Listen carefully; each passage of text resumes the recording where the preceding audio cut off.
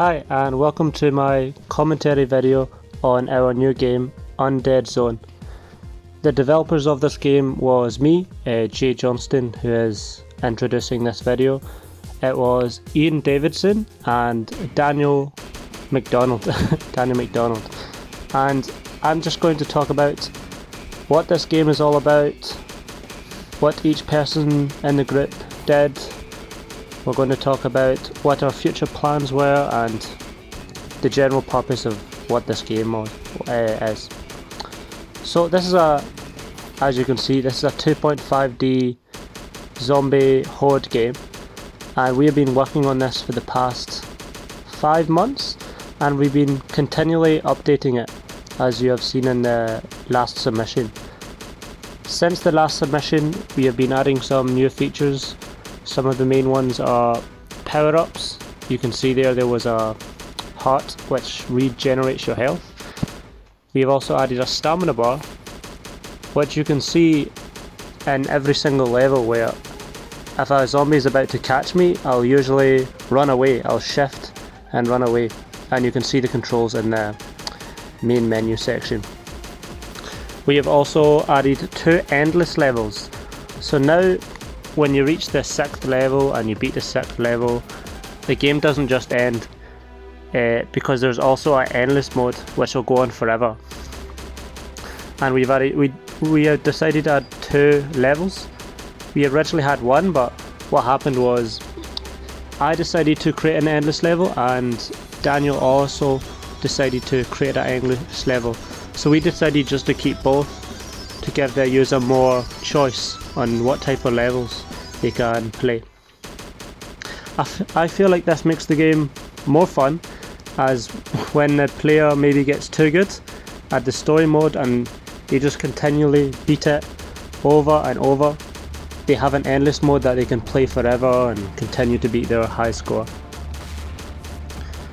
So right now I am just playing through the normal story mode that you saw last time.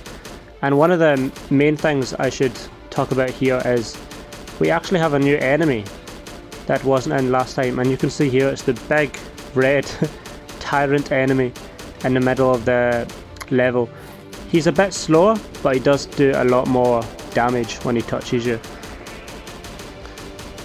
So right now I'm just continuing to play through this story mode that we played through last time.